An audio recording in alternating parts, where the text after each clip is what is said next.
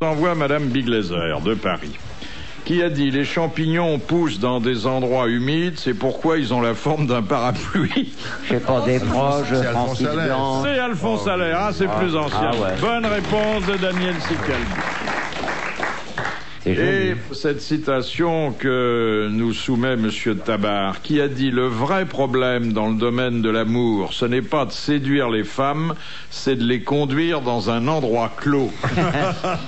On peut très bien faire ça à l'extérieur. C'est un dramaturge, mais qui est beaucoup plus sérieux que Feydeau, qui d'ailleurs a vécu jusqu'en 1950. Et qui était assez romantique. On joue encore certaines de ses pièces. Sérieux, très sérieux. Romantique. Moitié romantique, moitié germanophile. Giraudoux. Jean Giraudoux. Bonne réponse de Daniel Sical. Ça fait réplique de vaudeville, ça. Oui, à une époque où les mœurs étaient moins libres qu'aujourd'hui. Mais un endroit clos, ça veut rien dire. Si vous avez une pièce, un petit casse-libis, mais on ne pourra pas s'installer, rien, il se passe rien. Mais tu ne vas pas commencer à nous les briser avec tes répliques stupides, toi. Chacun a ses positions, hein. Bon. Oui, elle veut nous prouver que Giraudoux était un imbécile, oui, et un vicieux en plus. Oui, et un vicieux, mais exactement. Isabelle. Non, il avait juste besoin d'un endroit clos, c'est ça que je vois, quoi. Ah oui. Bon, moi j'ai souvent fait ça en plein air. J'ai perdu ma virginité. Dans la rue? Non, dans un champ. Un champ de blé, c'était parfait. Mais il y avait du blé ou pas? Il y avait, mais ce que j'avais pas vu, c'est qu'il y avait au-dessus de la colline. Ne me dis pas qu'on pouvait te voir dans un champ de blé. Ce que je n'avais pas vu, c'est qu'il y avait au-dessus de la colline des rails de chemin de fer. Et au moment de l'orgasme, il y a un omnibus qui est passé. Ils étaient tous à la fenêtre en disant bravo, bravo. Ne me dis pas que toi, couché dans un champ de blé, on t'a vu depuis un train. Ouais. C'est pas possible. Non mais attends, je ne sais pas si tu te rends compte. Même avec du blé coupé à 25 cm, on ne te voit pas. Mais j'étais à l'orée du champ de blé. J'étais au dernier sillon. Et à l'époque, il était coiffé en épi. Hein.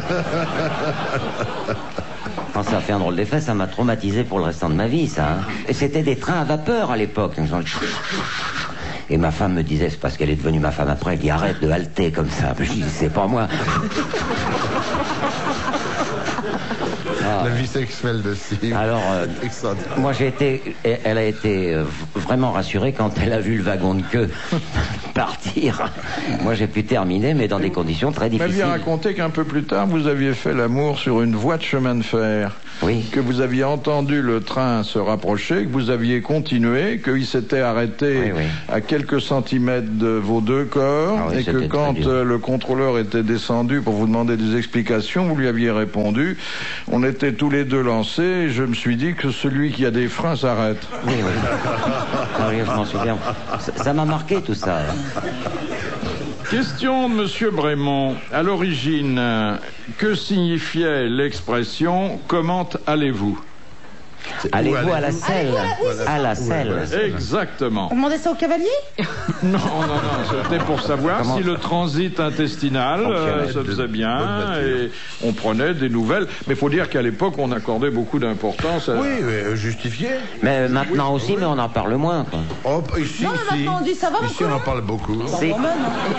C'est la seule chose dont on n'a jamais pu se priver, ça. De quoi? Allez. Bah oui, il y a plein de choses. Hein. Enfin, j'aime pas beaucoup que vous mélangiez tout ça quand même. Mais c'est pas moi qui le mélange. Je ne mélange pas ça du tout. Comment allez-vous? Quand même, vous avez ouvert la porte, là. Oui, mais si vous dites à quelqu'un comment allez-vous et qu'il commence à détailler l'état de ses intestins, vous penserez qu'il est mal élevé. Mais à ce moment-là, non. Au 17e, on devait dire ça. C'était l'époque où le roi faisait ça en public. Hein. Et quand on disait où allez-vous, c'était au fond à droite, c'était ça? Question de Monsieur Ledru. Qu'est-ce que la mastagogie technique? Ça se fait tout seul? Non. Faut être deux? On peut même dire que ça remplace la main de l'homme. Ah, c'est la robotisation. La traite des vaches. La traite des vaches avec une machine électrique. Bonne réponse d'Isabelle Mercon. C'était pas facile, hein? Non. Oh, si, c'était facile. On avait tous trouvé. Alors, qu'est-ce que la vache en pense? Ah, ça la rend folle. Hein. Ça manque de tendresse? Ça manque de tendresse, oui, non. Je crois que ça l'indiffère un peu, soyons honnêtes. Non, ce qui compte, c'est la musique. Vous savez bien, il faut qu'elle soit au calme, tranquille et tout. La main de l'homme malhabile, il vaut peut-être mieux une machine. Souvent, c'est malhabile. Si c'est une bonne treilleuse, oui, mais il y avait quelqu'un qui pouvait l'embrasser sur la bouche avant de lui tripoter les seins. Maintenant, c'est fini. Non, mais là, ce sont vos fantasmes. Le but était quand même de tirer le lait de cette pauvre vache. C'est plutôt le côté veau que vous avez privé du lait de sa maman. Ça, c'est triste. Sinon, l'idée de la vache qui attend quand même ce baiser baveux. J'en doute pas. Il bave pas, Philippe, quand il embrasse. Je ne sais pas personnellement. Il ne faut pas que le fermier se trompe, parce que si ça lui arrive à lui, il est pompé. Hein. Ah ouais, remarque, ça rend service. Monsieur, si vous croyez qu'on peut aller jusque-là? Oh oui, oh là, une bonne treilleuse, bon Dieu, ça remplace une armée de salopes. Hein. Ah oui, puis il peut faire ça avec des copains, surtout. Il y a de la place pour plusieurs. Question de Madame Laurette. Qui était Jess Owens? Auquel c'était le recordman du monde du 100 mètres à qui Hitler a refusé de serrer la main en 1936 aux Jeux Olympiques. De Berlin. C'était pas de Munich, c'était à Munich. Je sais, Munich. Vous êtes sûr? Oui, de Munich. Mais c'est une bonne réponse de Daniel Secaldi. Vous êtes sûr que c'était à Munich? Je ne suis pas certain. C'était à Berlin, il me semble. Bon. Ah bah voilà, merci. Bien sûr. J'étais persuadé que c'était Munich. Et Hitler a refusé de lui serrer la main. Il a refusé de serrer la main. C'était dans la même discipline que vous. Oui. C'était un sauteur. Avant moi. Non, c'était pas un sauteur, c'était un sprinter. Il sautait aussi, non? Je crois pas. Il a quand même sauté 8,06 m. Alors peut-être c'était chez lui pour se changer les idées. Elles sont en longueur en même temps. En hauteur ou... En longueur? Bah oui, 8 mètres en hauteur. Ah, j'y connais rien. Même avec une perche. Avec une perche, on peut pas aller plus haut? Regardez ce que l'âne peut sauter avec une perche d'1 mètre. Ah bah oui. Beson, pourquoi obligea-t-on Talleyrand à faire une carrière ecclésiastique alors qu'il était l'aîné de la famille et qu'il aurait dû embrasser une carrière militaire? Parce qu'il boitait. Il boitait. Il avait un pied beau. Et pas bonne réponse collégiale mixte. On l'avait surnommé le diable boiteux. Oui. Question de Monsieur Tabar. Qui eut le premier l'idée d'utiliser le pigeon comme pigeon voyageur? C'est Gambetta, non? Clémenceau? Non. J'y suis. Un général, Foch? Non. C'est un homme politique, non? C'est l'ancêtre des fleurs, des interflora, non? Oui, non, mais c'est pas Gambetta. C'est pas en regard des 70, non? Non. Ah oui, c'est pour le sang? Oui, le transport du sang? Est-ce que le sang on le voit ou pas? Non, parce qu'après... Non, pas du tout. Vraiment, mais c'est toujours intéressant de savoir... Pendant la guerre, espionnage? Non, c'est beaucoup plus ancien que ça. Ça date des Romains, non? Oh, beaucoup. C'est Noé. Grecs, ça date des Grecs. Noé. C'est Noé qui a lâché sa colombe, qui est revenu avec un rameau d'olivier. Bonne réponse. Exactement, ça c'est très joli. Bravo, monsieur. Attendez, si vous appelez ça être l'ancêtre du pigeon voyageur, quand même... Noé n'a jamais été l'ancêtre du pigeon voyageur. Noé, mais la colombe c'est le monsieur qui a eu le premier l'idée... Alors voilà, Marie-Claude est d'accord avec moi. Ah oui, non, qui a eu le premier l'idée d'utiliser... Il lui a lancé un petit bout de truc, elle l'a ramené. Voilà. Non, faut pas déconner. Mais elle est contestataire. C'était une colombe, c'était pas un pigeon. Qu'est-ce qui te prend? T'es vachement contestataire. Je ne pourrais pas vous dire colombe, vous auriez dit Noé tout de suite. Oh non, alors là, c'est mal me connaître. J'aurais continué à être chercher. Tu sais qui c'est quand même, Noé? Tu sais qui c'est? Le Père Noé qui arrive. C'était un veto. Il n'était pas un peu vétérinaire. Souvenez-vous de ce que disait Victor Hugo. Noé, à une lettre près, il aurait été noyé. Sem était le fils de Noé. Alors il vaut mieux voir les fils de Sem que les fesses de Sim.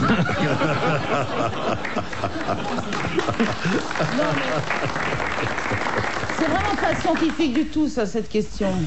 Parce qu'on sait pas, ça se trouve, avant Noé aussi, il y a eu un mec qui a acheté un truc à une colombe, puis elle lui a ramené, il s'amusait comme ça. Mais tu veux refaire la Bible ou quoi? Non, mais c'est... Mais le Elle a déjà détruit Giraudoux, maintenant elle se fait Noé. Question de Madame Well. Selon Virgile, qu'a donné Énée à Cerbère, le chien à 3 têtes des enfers, pour l'amadouer? La noce, non? Non. Cerbère s'est précipité sur quelque chose qu'Énée avait préparé à son attention. Une bête? Non. Mais qu'il a mangé, Voilà, qu'il a mangé. Un être humain? Un petit plat? Un petit steak? Non, une petite pâtisserie, simple d'ailleurs. Un éclair au chocolat Non. Un pain au raisin, mais avec pépites de chocolat. Un pain au lait, non. Un chien chaud, un hot dog. C'est délicieux. Un hot dog. Un hot dog. Bricole qu'il avait. Le vieil aîné, il s'était bricolé ça comme ça. Macaron. Un macaron. Ça avait les dimensions d'un macaron. C'était fait de façon très simple, très artisanale. Il aurait refusé. Non, une hostie. Il a envoyé une hostie. Un légume. Des choquettes aux pépites de chocolat, ma boulangerie. Ah, c'est une pâtisserie. Du chocolat. On en fout partout, mais bon, c'est dégueulasse sur les draps. Et par la suite, d'ailleurs, c'est devenu quelque chose qu'on a enfermé avec les morts dans leur cercueil. Une chouquette avec un mort.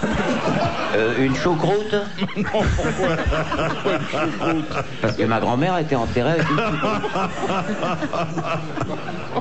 Non, c'était pas un plat, c'était un gâteau. Un petit gâteau qui était fait avec du riz. Une galette.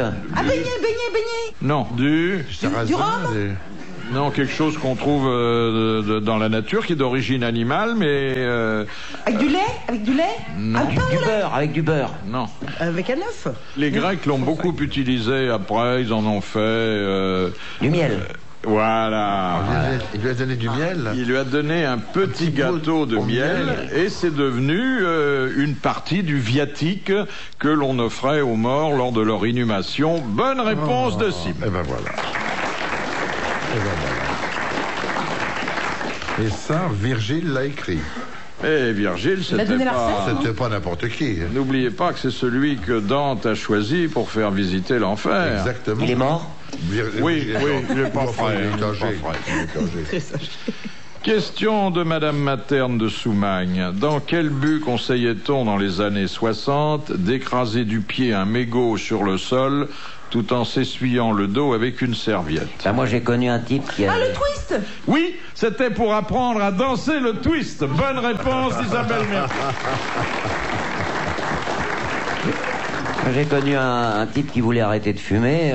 Et son médecin lui avait dit, écoutez, n'arrêtez pas d'un seul coup, c'est très mauvais, vous n'allez pas pouvoir. Vous tirez une ou deux bouffées, puis pof, vous écrasez votre mégot avec le pied. Sans ça, vous allez mourir d'un cancer. Eh ben, il l'a fait pendant 3 ans, et il est mort du cancer du pied droit. Oh, c'est bon. Oh. Question pour Marie-Claude Bomsel de Monsieur Tabar. Quelle maladie a le chant du coq parmi ses symptômes les plus caractéristiques? La coqueluche. La coqueluche. Merci, docteur Sim. Excusez-moi, Marie-Claude. Je vous l'ai volé, mais... Ce n'est pas grave. C'est approximatif. C'est pas approximatif. C'est le fait que la toux ressemble au chant du coq, a priori. Ouais. Oui. Quand on a un coq qui aurait la coqueluche, quoi. Oui, mais un anglais qui a la coqueluche, il fait dou. Il fait pas le même bruit, c'est vrai d'ailleurs. Et l'allemand fait kirikiki. Il fait comment l'anglais qui a la coqueluche? Il a la doudolite. Il a quoi? La doudolite. Ou la kikrite. La kikrite. Question de Madame Maury de Toulouse. Qu'appelait-on naguère les trains de plaisir? Ah, c'est genre train bleu, train de vacances? Non, pas du tout. Oui, mais enfin... C'était pas en 36? Les monomes? C'était en 36. Les premiers congés payés? Les premiers congés payés. Et généralement, ils allaient vers le Tréport, les trains de plaisir. Ils allaient, oui. Et non pas vers le Tréport. Ceux qui voyaient la mer pour la première fois, notamment. Exactement. Oui, c'est moi quand j'ai vu la mienne pour la première fois. Dis donc. Je crois même qu'ils avaient dès le début une réduction sur le voyage de vacances. Parce qu'il y avait un billet populaire de congé annuel qui avait été créé par Léo Lagrange. Il courait après le train, oui. Voilà, c'est une bonne réponse. Collégial. Oh, je veux pas avoir... Je suis lâche, je veux pas avoir d'ennui. Collégial. Oh, le lâche. À quelle école picturale Sérusier et Gauguin appartiennent-ils? Alors, c'est pas le fauvisme, c'est pas le cubisme non plus. C'est une école moins importante que celle du fauvisme. Si l'amiral était là, il l'aurait... C'est l'école de l'école navale. Non, de Pont-Aven. L'école de Pont-Aven. Oui. Bonne réponse de Daniel Secaldi. Mais non, pas l'école navale.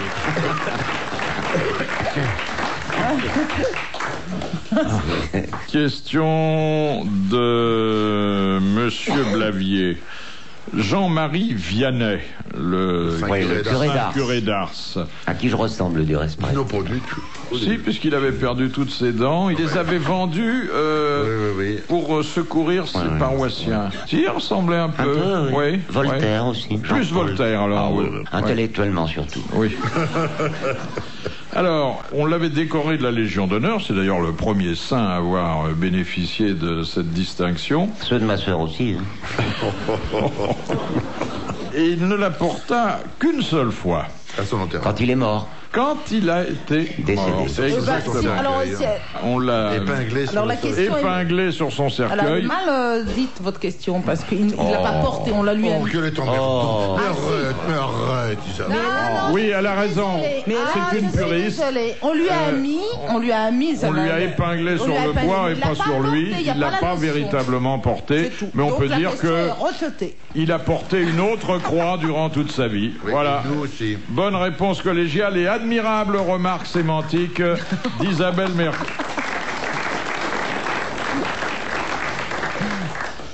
On parlait des enfers tout à l'heure. Alors la question de M. Buisseret vise à déterminer comment dans la mythologie grecque nommait-on les 3 juges des enfers.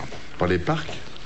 Non. Ah non, les parcs... dire leur nom? Oui, leur nom. Marcel Machin et tout. Voilà. Les 3. Vous avez déjà donné un. Maintenant, après Marcel, qui est-ce? Je sais pas.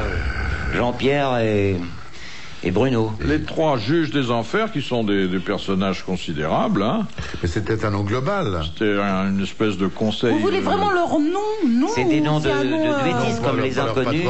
Non, ils avaient chacun un nom différent. Il y a 3 réponses à donner alors. Oui.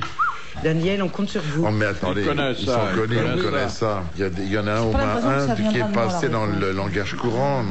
Pas tellement. Je savais même pas qu'il y avait des juges. C'est un blot, on les prend tous les 3 ou pas du tout. Maintenant, connaître leur nom. On dit les 3 quelque chose, non? Faut leur prénom aussi, non? Leur nom. Non, c'est pas un nom générique. Ils ont chacun une identité bien à eux. Alors le premier. Je sais qu'il y en avait un qu'on appelait Popol. Bruguière. Alors Popol, vous dites? Oui. Marcel et Popol, oui. C'était un surnom, hein. Auguste. Mina Jolie, ils sont morts. Acquéron, c'était pas un juge, c'était celui qui était... Pourquoi on le saurait? Il n'y a aucune raison objective. Pour répondre. Et est-ce que vous croyez que je le sais? Mais je vous ai donné des indices. Philippe est en train d'épiler sa cravate. C'était très très rare. Oui, non, mais tout à l'heure, il s'est limé les ongles. Prenez une pince. Je suis un homme libre, hein. Ma parole est serve, mais mes petites mains sont libres. Le juge... Bon. Non, mais Acquéron, c'était pas un juge, c'était... Monsieur Bouvard, Acquéron, c'était le passeur. Oui. Après, vous n'allez plus comprendre mes bonnes réponses. Le juge... Ça commence par un A? De quoi? Le nom du juge. Alors, est-ce que vous croyez que je connais? Je suis certain du contraire. Oh, ça doit être un truc comme Armageddon, Arkham. Ah oui, bien, Armageddon. Armageddon. Artaban, Armageddon. C'est dans Fifi. Et d'Artagnan. Artinoron. Artaban. Ah, la première cloche. Et... Voilà, j'arrive. Artaban. C'est des gens très fiers, c'est ça. Ils étaient pas français? Non. Non, c'est un anglais? Américain? Nous sommes, je vous le rappelle, dans la mythologie grecque. Ah, c'est ça. C'était pas des demi-dieux, c'était pas du... Vous n'avez pas de grade comme ça. Attendez, non. Daniel, ne noyez pas le poisson. Leur nom. Je ne vois pas de poisson. C'est leur nom qu'il faut comme... On n'est pas en train de demi-dieu, Dieu...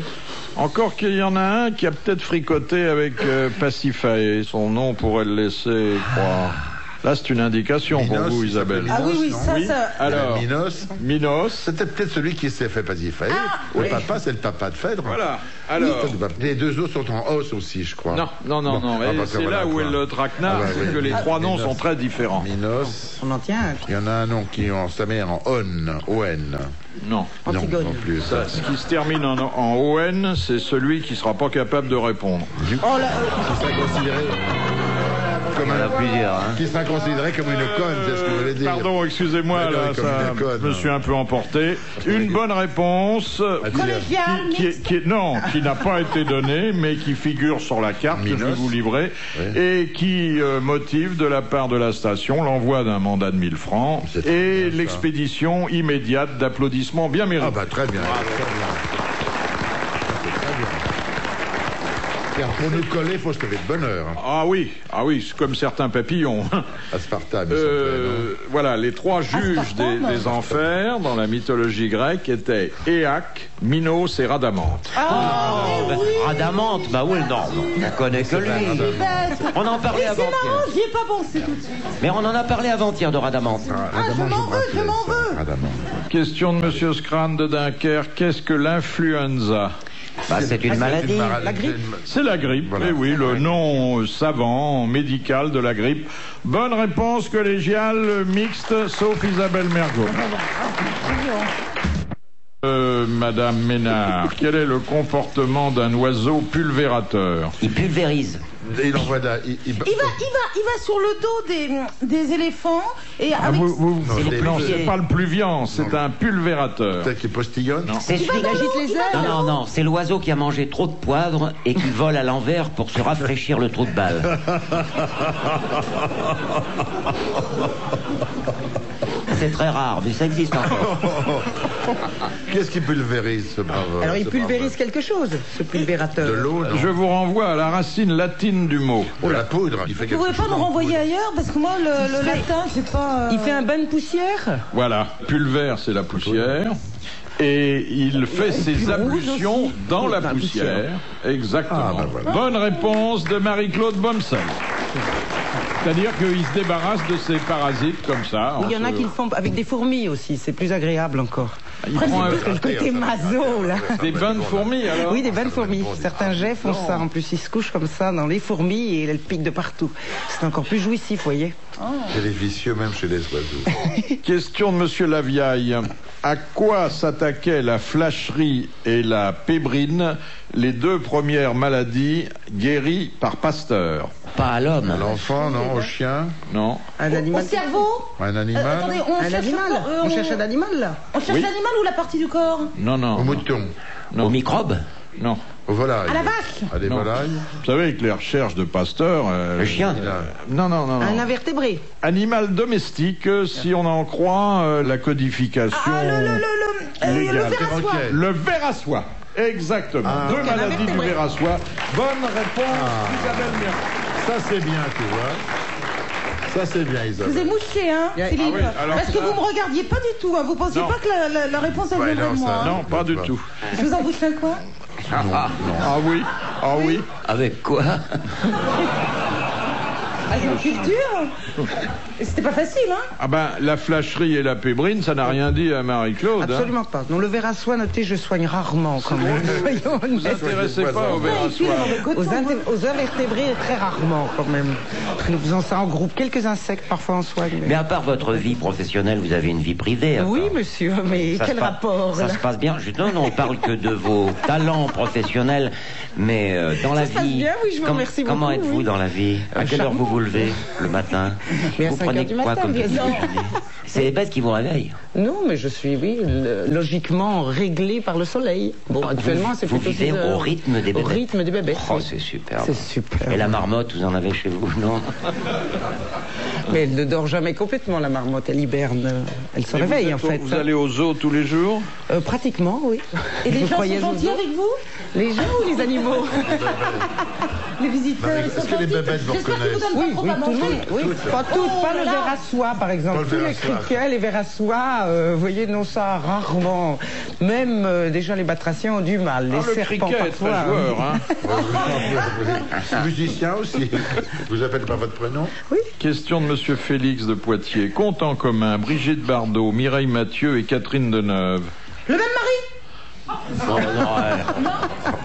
C'est valable pour deux d'entre elles. Brigitte. La date de naissance? Brigitte. Le même Oui, coiffeur. elles ont posé pour le buste de Marianne? Exactement. Bravo. Elles ont été 3 Marianne de la République. Bonne réponse d'Isabelle Mercier. Bravo.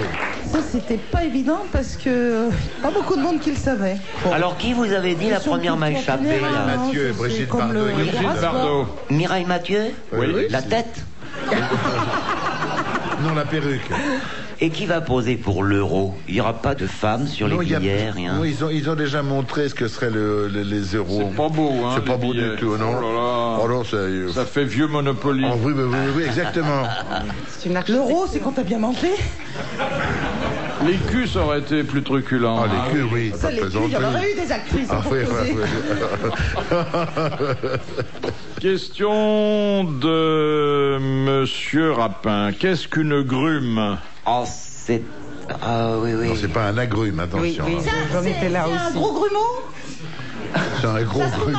Un grumeau femelle. Si vous avez une grume dans votre soupe, vous risquez de faire une indigestion. C'est végétal, la grume? Oui. Ah. Ça se mange? C'est comme une éponge? Non. Ça se mange pas, c'est un arbre. Oui, alors c'est... C'est le grumier. Attendez. C'est l'arbre à grumeau? Non.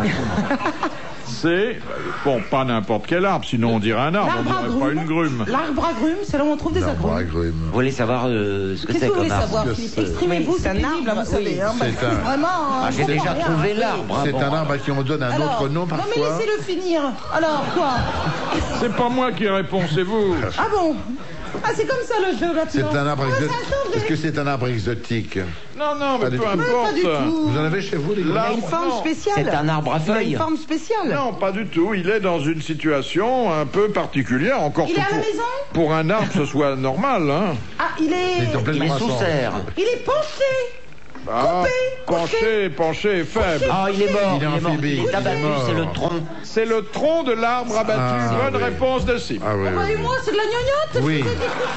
Oui, c'est de la gnognotte. Oui. Sinon, t'as arrêté de fumer, mais tu picoles pas mal, hein. C'est le deuxième. Dis donc, et toi, c'est du coca? Ça se sent à ta voix. C'est du coca, toi? Oui, il y en a un peu dedans. Ouais, il y en a un peu. Monsieur Gragnon, qui fut appelé l'avoué du Saint-Sépulcre? L'avoué? L'avoué. L'avoué? Oui. Je vais faire comme Daniel, ça fait très intéressant. Lazare. L'avoué? L'avoué. Il avait refusé un autre titre parce que c'était un... Ah, il a été cassé l'avoué. C'était pas Judas, comme c'était un des apôtres? Non, pas du tout, c'est beaucoup plus tard. L'avoué du Saint-Sépulcre. Un pape, un curé, un religieux? Non, c'était un laïc, mais qui s'était investi d'une mission religieuse. Saint-Louis? Non. Bien après. C'est après? C'est avant Saint-Louis. Ah, bah alors, bien avant. C'était Godefroy de Bouillon? C'était Godefroy de Bouillon, bravo. exactement. Bonne réponse de Sim. Bravo. On lui avait proposé le titre de roi de Jérusalem et il avait refusé. Donc il a été l'avoué du Saint-Sépulcre. Voilà.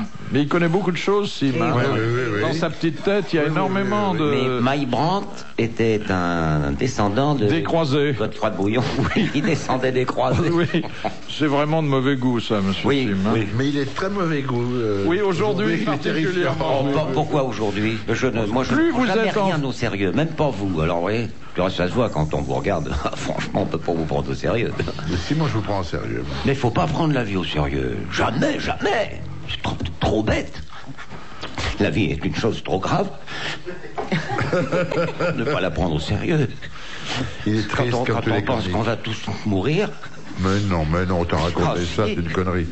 Alors, non. Bon, essayons de terminer avant. Avant la fin du il nous monde. reste 20 minutes à peine. Question de monsieur Desfossés. Que doit-on... Oh, Desfossés, il va nous enterrer tous, celui-là. Ah, il va nous enterrer. Oh, qu'est-ce qu'il veut, ce brave monsieur? Que doit-on au français Roland Moreno? La chanson? Qu'est-ce que vous avez dit? Dario Moreno. Roland Moreno. Qu'est-ce qu'on dit? L'invention de la puce. C'est pas lui qui a inventé L'inventeur de la carte à puce, de la puce d'ailleurs, électronique. Voilà. Bonne réponse de Daniel Secaldi. Voilà.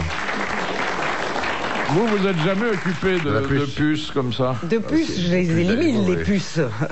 J'ai beaucoup de difficultés d'ailleurs, mais enfin maintenant, il y en a on a encore trouvé des tas de systèmes. Ah ben oui, les animaux. Oui, il y a mais beaucoup c'est pas de les puces. mêmes, paraît-il, les puces. Oui, mais enfin, vous savez, quand vous avez une puce de chat qui vous pique, vous avez beau lui dire tu t'es gouré, et elle a déjà agi. Hein. Vous avez jamais été piqué? Non, c'est très difficile maintenant. Mais maintenant, on fait avaler des... Vous avez remarqué, on fait avaler des comprimés aux chats pour qu'ils aient plus de puces.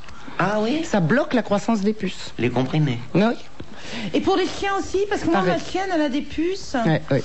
C'est pas vraiment efficace, soyons honnêtes. Quand même, le bon coup d'insecticide, ça marche bien. Le plus efficace, c'est l'insecticide? Les deux, l'ensemble. Empêcher le chat de sortir, le mettre dans un sac avec de l'insecticide, le faire avaler des comprimés, qu'il n'y ait pas d'été, que l'hiver soit rude, que tout ça. Et à ce moment-là, la plus puce. Il faut traiter la maison aussi? Oui, il faut traiter la maison aussi. Le combien vous du doit, chat, docteur, pour tout ça? Je vous dirai après. La consultation, ça c'est intéressant. Mais il paraît que les puces des chiens ne vont pas sur les puces des chats. Il paraît. Non, elles vont pas sur les chats, pas sur les puces des chats. Elles y vont accessoirement, mais elles ne se reproduisent pas. Elles vont faire leur marché. Voilà, elles vont faire leur marché. Comment elles se reproduisent, les puces? En sautant, bien sûr, mais sinon... Comme tout le monde, si je puis dire. Elles sont plus petites que les baleines. Voilà, elles copulent et ensuite elles pondent des œufs sur l'animal. Elles sautent. Sur le chat quand c'est le chat, sur le chien, etc. Donc elles peuvent passer accessoirement. Elles ne se reproduisent pas. Vraiment. Elles sautent. Et généralement, elles pondent dans les parquets. Mais il faut qu'elles aient eu un passage sur l'autre. On appelle ça l'autre réceptif. Oh, la vie des puces. Il y a une expérience très intéressante sur laquelle on s'est... Ah, le coupage de pattes? Oui. Vous l'avez jamais fait, ça, Marie-Claude? C'est-à-dire? Vous prenez une puce savante, donc une puce qui est d'un niveau intellectuel supérieur à celui des autres puces. Et puis vous lui dites « saute ». Et la puce saute. Et puis vous lui coupez les pattes. Vous lui dites saute, elle saute plus. Donc quand vous coupez les pattes d'une puce, elle n'entend plus. Ça la rend sourde. On peut le faire, on peut décliner ça pour beaucoup de choses à ce moment-là. Oui, énormément. Moi je suis resté dans la puce parce que c'est à ma hauteur, mais... Oui, mais vous avez tellement sauté. Question de Monsieur Mauduit. Qu'est-ce que l'aigle fin? L'apostrophe. C'est un poisson. C'est un poisson. Oui, c'est un bon poisson. C'est la morue, mais moins vulgaire. Comme le cabillaud. Morue du 16e. Marié à un escroc qu'on appelle d'ailleurs un aigre fin. Alors, c'est une morue qui vient d'où? Parce qu'elle n'est pas née dans le 16e. Elle vient d'où? Du ruisseau. Du Zaïre, c'est un aigle fin. Elle vient de la mer du Nord. Elle vient du Groenland. Elle vient des mers du Nord. Donc, c'est une bonne réponse collégiale. L'aigle fin est une morue des mers du Nord. Parce que moi, quand je dis pas un mot, vous notez bien que je dis pas un mot. Tu parles tellement fort que tu nous entends pas. T'as rien dit, toi, Sim. Mais si. Bon, c'est une bonne réponse collégiale. Prenez votre part, chère Isabelle. Des applaudissements qui saluent cette belle performance. Vous êtes trop lâche. Ah non. Je vais finir par dire du mal de vous. Elle est dure, hein, maintenant. Oh là là là là, dis donc. Elle vieillit, hein. T'es pas ménopausé encore. Parce qu'il paraît que ça agit sur le caractère, ça rend un peu agressif. Ça va de ce côté-là? Laisse-moi 5 minutes, je vais te répondre du tac au tac. Dans 5 minutes, tu vas y être? La Madeleine, pour qui Brassens a-t-il écrit une jolie fleur dans une peau de vache? Pour son ami? Non. Pour quel chanteur, vous allez dire? Pour une chanteuse qui, à l'époque, présentait les spectacles de l'Olympia. Ah, c'est la baronne de Rothschild. Nadine de Rothschild, qui à l'époque s'appelait Nadine Tallier. Ouais. Bonne réponse de Sim. Oui.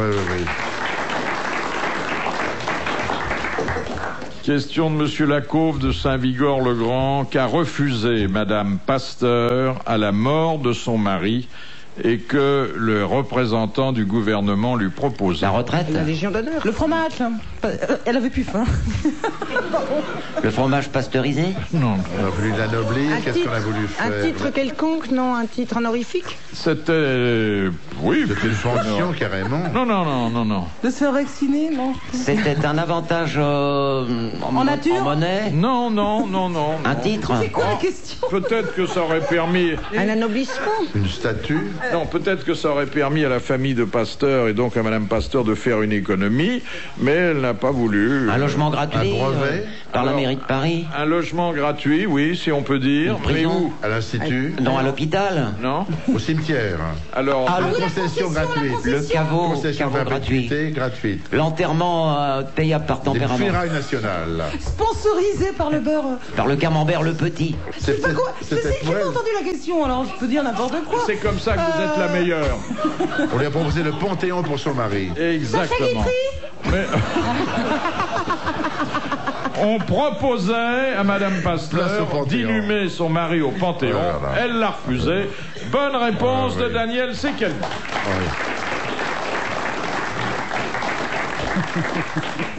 Question. Attendez, pourquoi elle a refusé? Qu'est-ce que ça peut te foutre?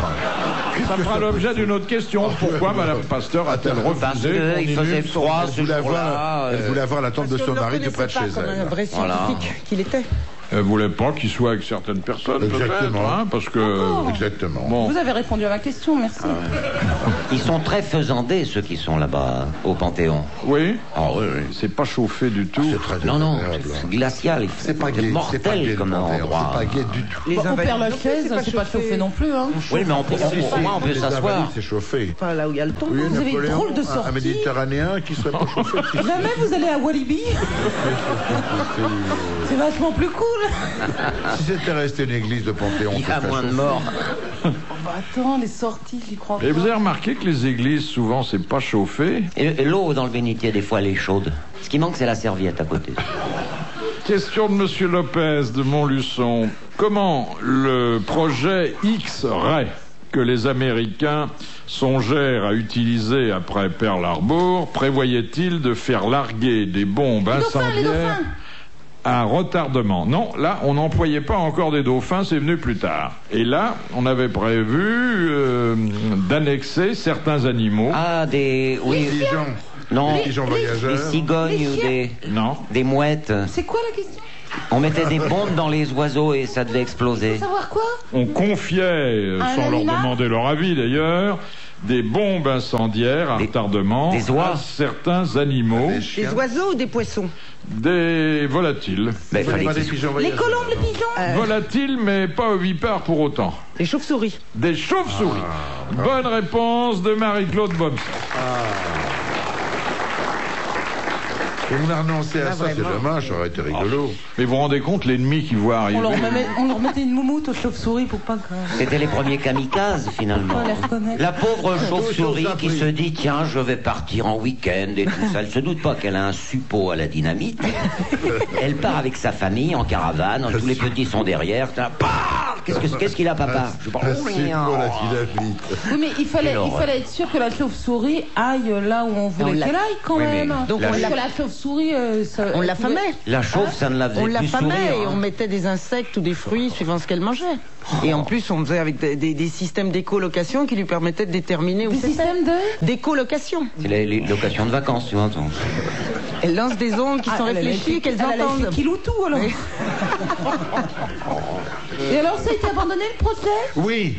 Oui, complètement. Mais ça devait être une toute petite bombe, quand même, pour une... C'est un suppôt. Bah alors, ça faisait exploser quoi? La chauve-souris elle-même. Pas la... C'était pour détruire les chauves-souris. C'était pour faire peur aux Allemands et aux Japonais. Question de Monsieur Sénac.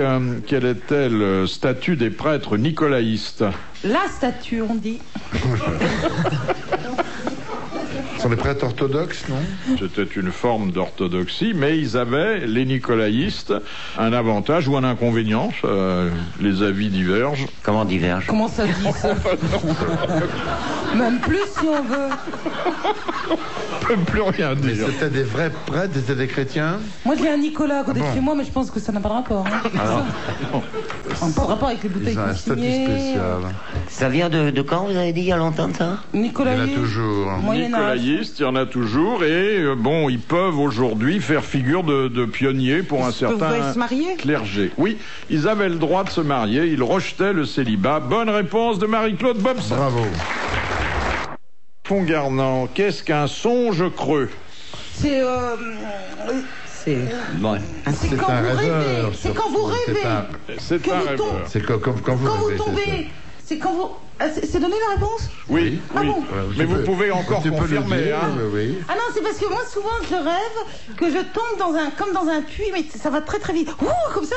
Et je me réveille tout de suite, quoi. C'est en fait quand je dors, par exemple, l'après-midi, une sieste, voilà.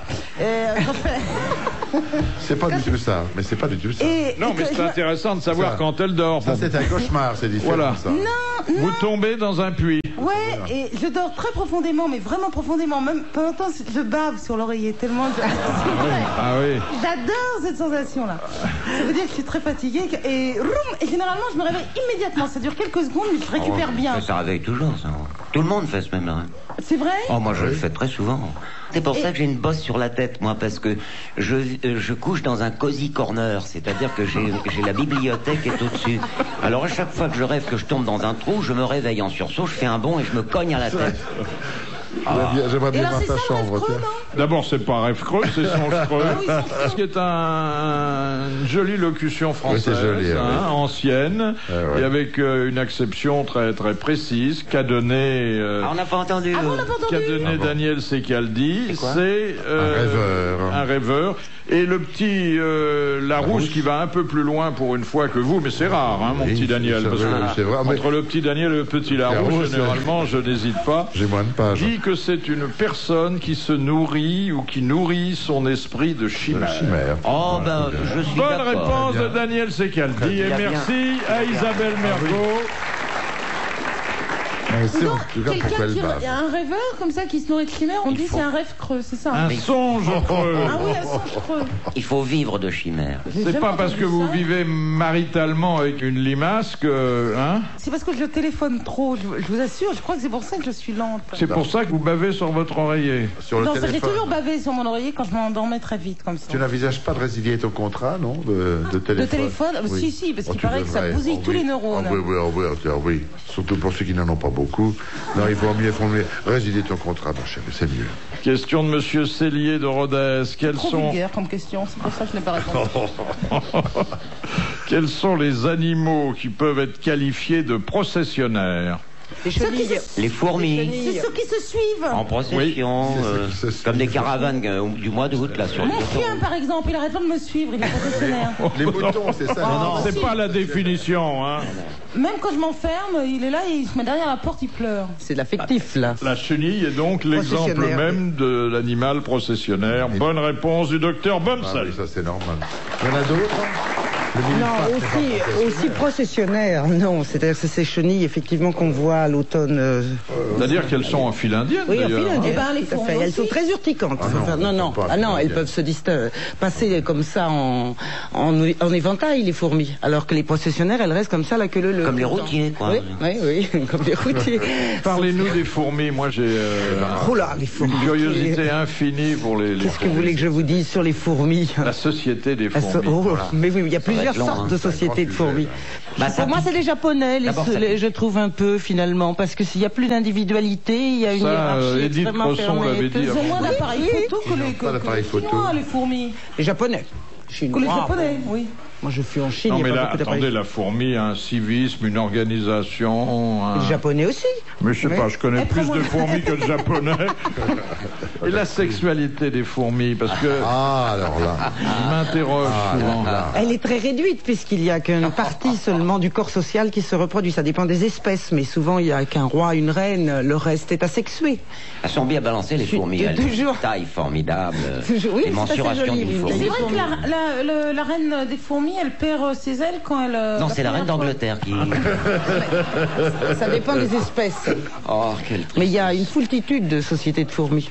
Il y a très peu de fourmis qui fourniquent, alors. Oui, très peu. Vous avez raison. Oui. Et vous savez ce que c'est que le cri de la fourmi? Au creux des bois, non. La fourmi, elle gronde. La fourmi gronde. Mais oui, ça y est. C'est une vieille blague, mais ça marche toujours. Seulement, il faut trouver des gens très instruits pour que ça dérive. Pardon, hein, je présente mes excuses et celles de la station. C'est indigne, ça, d'avoir essayé de piéger une scientifique de l'envergure de Marie-Claude Vous avez voulu me piéger moi, pourquoi je la piégerais pas elle? Je croyais qu'on était copines, on se défendait depuis le début, et puis finalement... Vous voyez ce que c'est que les femmes entre elles, et les mecs, bien fait, nous, ils le font différemment. On s'attaque pas. Nous, après, on va aller boire un thé tranquille. Non, on va dîner ensemble. Elle prend le tétard.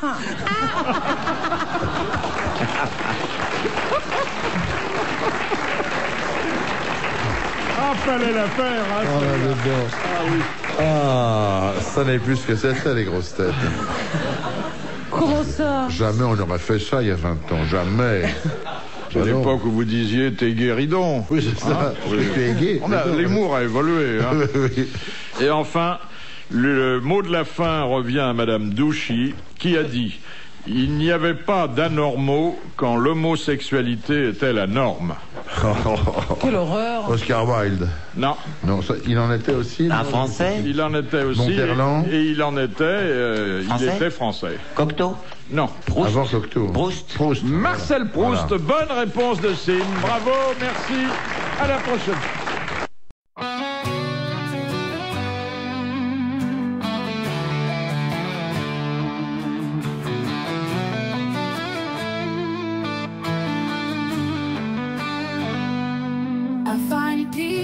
In order to come in my space, but when you're near, it all falls out of place. Folded shirts, lined up books, all in a row. You walk in like a storm, letting it go. I'm caught in lines, you blur them out fast. Chaos and love, how long will it last? You laugh it off like it's all okay, but I'm fighting to breathe as you pull me away.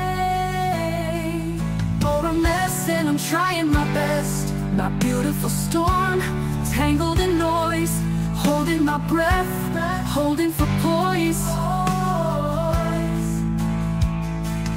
You're a mess and it's hard to confess. Picking up pieces but they never fit. Loving you's rough the test, but I can't quit. You laugh it off like it's all okay, but I'm fighting to breathe as you pull me away.